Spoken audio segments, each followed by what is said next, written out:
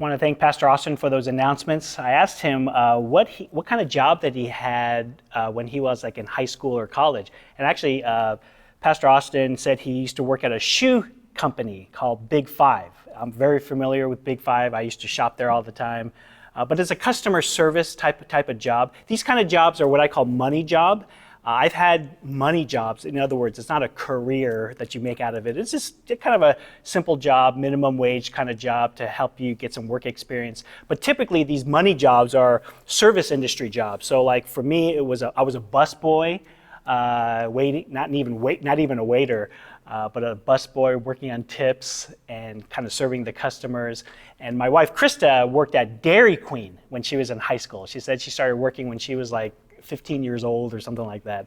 And again, it's a service type of job. And what's interesting is that in these type of service industries, the philosophy among almost all service industry jobs is the policy is the customer is always right. The customer is always right. And I remember, that was hard to swallow. And especially if you have a customer that's very unruly, very rude to you, or maybe, asking you for a request that's just unreasonable.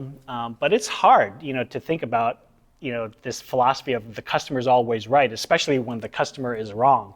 But my wife Krista is really good at that. She from that job working at Dairy Queen, she's really learned a lot of skills. I think I learned some skills on how to deal with difficult people along with Pastor Austin. But I asked her, because she would tell me some horror stories of like working at Dairy Queen of some difficult people. But she said that what helped her to remind her to keep calm and to treat the customer with respect is whenever she wore her Dairy Queen uniform, it would remind her that she's not her own person. She's actually representing Dairy Queen. And she's employed by Dairy Queen. She gets paid by Dairy Queen. And so that's who she represents. And I think about, there's a lot of difficult people that we have to deal with all the time. Maybe your boss is difficult, your coworkers are difficult, and even here in the church, people can be very difficult. And we're going to take a look at that today on how to deal with different kinds of difficult people. And this hopefully will help you. We're going to look at the Word of God and what it has to say, and hopefully this will help you, not just in your workplace, but also maybe this will help you in the church. This will help you in your family. So let's take a look at what the Word of God says.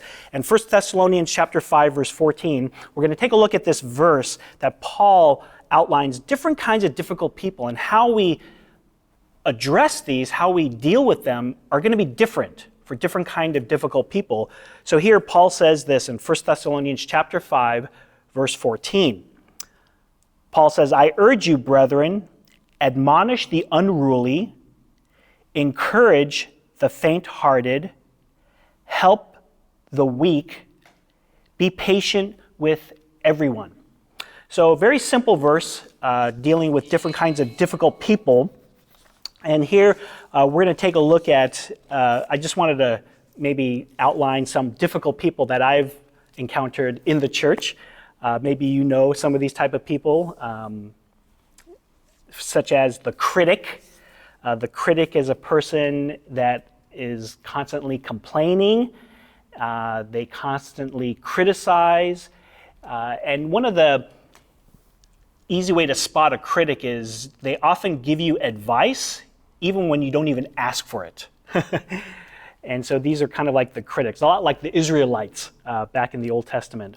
Another kind of difficult person that you may encounter is the busybody. These are the gossipers. They often spread rumors, but they usually do it in a spiritual way by, they talk about prayer requests, such as, they'll say something like, "Oh, you need to pray for Pastor Jason because you need to understand what he is going through." And they kind of use this as an opportunity to spread gossip. So this is the busybody, the gossiper.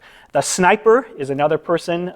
These are kind of the people that, sniper is like a person in the army that kind of hides in a bush and like shoots people by hiding, and they're called snipers.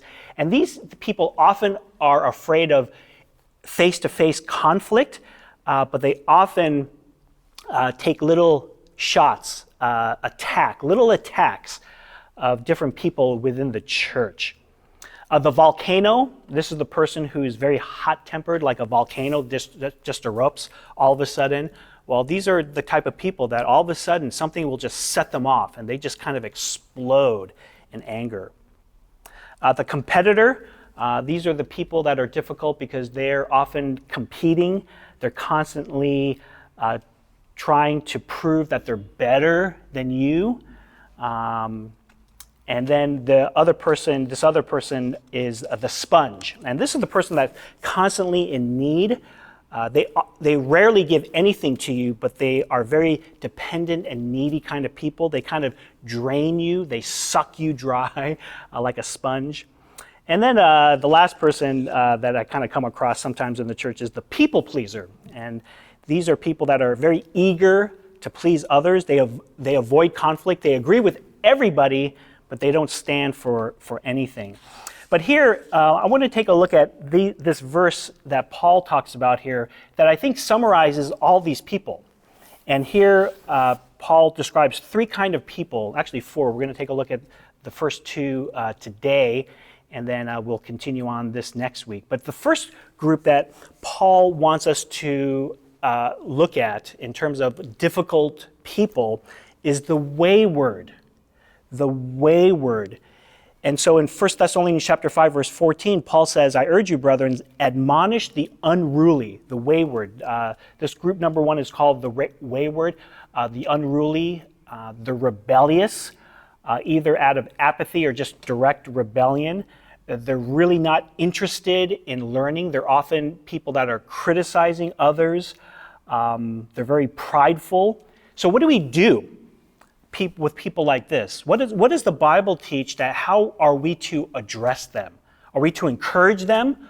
Are we just to be silent with them? No. Paul says specifically, admonish the unruly. Another word for admonish is to correct the unruly, to warn them. Literally, this word admonish means to put sense into someone in light of the consequences. So if you see a believer that they're being disobedient, they're outright sinning, here Paul says that we are to confront them. So